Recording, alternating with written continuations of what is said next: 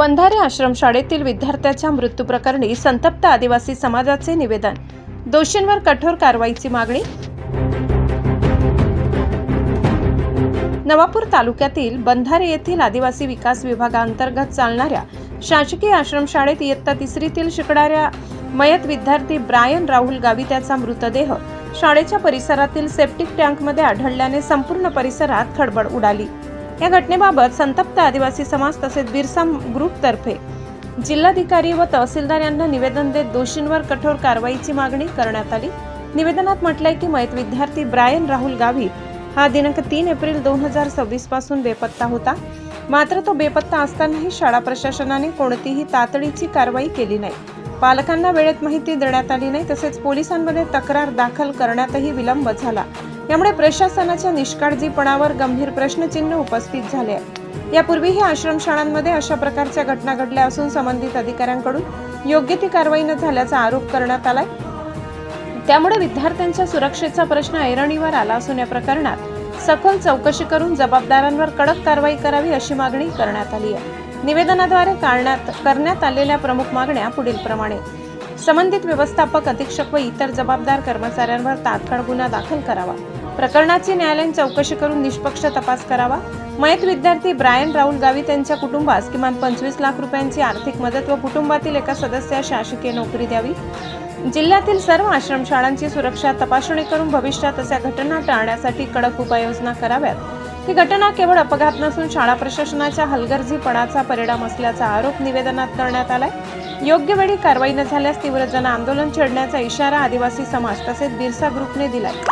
दरम्यान या निवेदनावर नगरसेवक मनोहर गावित, कोलदा सरपंच तेजस वसावे, प्रकाश गावित, ईश्वर गावित, संदीप गावित, निलेश गावित, संदीप मावची, युसुफ गावित, महेंद्र गावित, दर्शन गावित, कल्पेश गावित, मनोहर गावित, दानियल गावित, गुलजी गावित, अविनाश गावित, नवनीत मावची, प्रवीण गावित यांच्यासह अनेक ग्रामस्थ व समाज बांधवांच्या स्वाक्षऱ्या आहेत। यावेळी नवापूर नगरपालिकेचे लोकनियुक्त नगराध्यक्ष जयवंत जाधव उपस्थित होते। प्रशासनाने गंभीर घटनेची तातडीने दखल घेऊन दोषींवर कठोर कारवाई करावी व मयत विद्यार्थ्याच्या कुटुंबाला न्याय द्यावा अशी मागणी जोर धरत आहे।